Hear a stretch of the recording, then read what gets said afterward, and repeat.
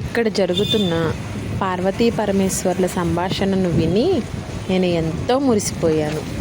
ఏంటంటే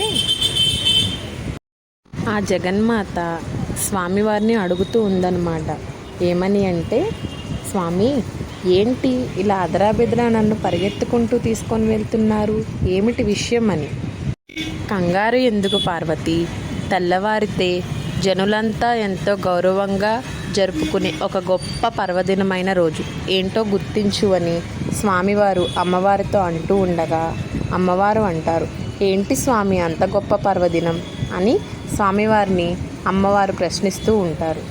దాంతో ఆ స్వామివారు, నాకు ఎంతో అపార భక్తుడైన దశముఖ కంఠ రావణుడి మహాసామ్రాజ్యమైన శ్రీలంకను తోకకు నిప్పంటించుకుని మరి ఒక ఆట ఆడుకున్న పవనసుత హనుమాన్ది రేపు జన్మదినం దేవి అని చెప్తూ ఉంటారు అమ్మవారితో స్వామివారు.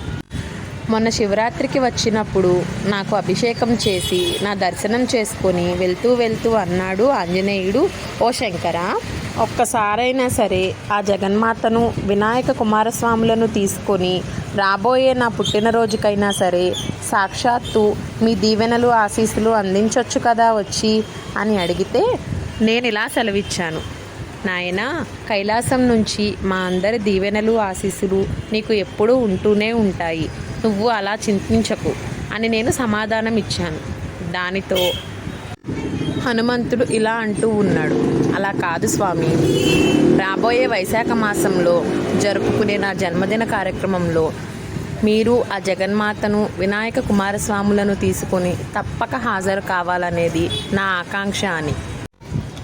శ్రీరాముల వారి కుటుంబంతో పాటు శంకరుల వారి కుటుంబం కూడా నా జన్మదిన కార్యక్రమంలో పాల్గొంటే నేనెంతో ఆనందిస్తాను స్వామి అంటూ, మీరు గనుక రాకపోతే నేను బుంగమూతి పెట్టుకుంటా అని తన ముద్దు అలకని ప్రదర్శించి వెళ్ళాడు.